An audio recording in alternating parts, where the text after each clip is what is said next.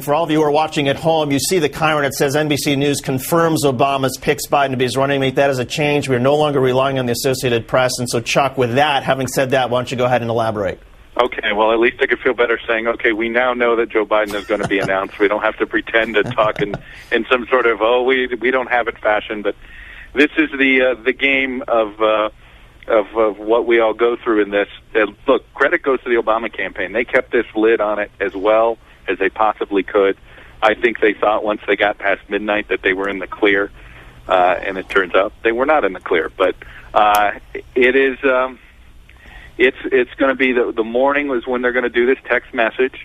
So unfortunately, their supporters don't get it first. But then again, their supporters might be asleep, like the rest of us should be, and might actually find out when they get their text message. It was certainly an interesting effort on their part.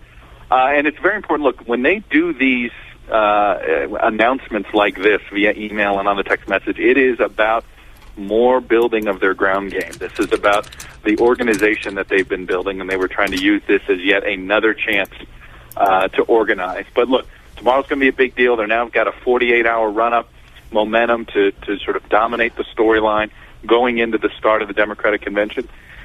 And it blunts a little bit of the Clinton drama. I mean, there'll be some Clinton drama still on Tuesday and Wednesday when Hillary and Bill speak back-to-back. But the next 2 days are going to be about Joe Biden. You're not going to see a lot of who is Joe Biden. I think a lot of people feel like they do know who Joe Biden is already. And that's something that was very important to the Obama campaign, by the way. Is one of the things when I was reporting on the short list and of who they wanted and who they didn't, and you'd say, well, why isn't this person on the short list? And they would just have a one-word answer, drama. They wanted no drama with their picks. And that's why when you actually look at the final, I would say 5 people that were on the short list, and it's my understanding the 5 people, Evan Bayh, Joe Biden, obviously, Tim Kaine, Kathleen Sebelius, and Sam Nunn.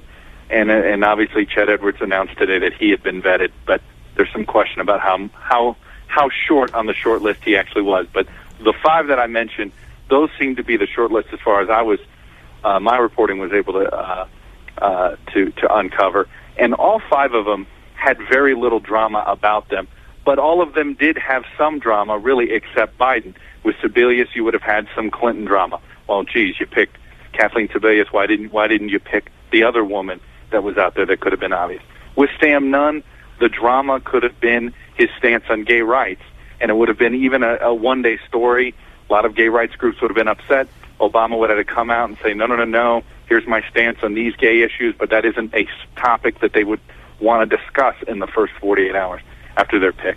With Evan Bayh, the drama is, who is Evan Bayh? There wasn't, it wasn't clear what he brought outside of potentially his state, which is electorally potentially important, but there wasn't a big issue. There wasn't this one thing you felt like, okay, this is the resume gap that Bayh filled.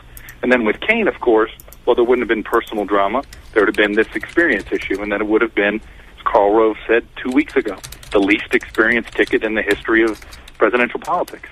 So when you start to look at their short list, the guy that created the least amount of drama for Obama was Joe Biden.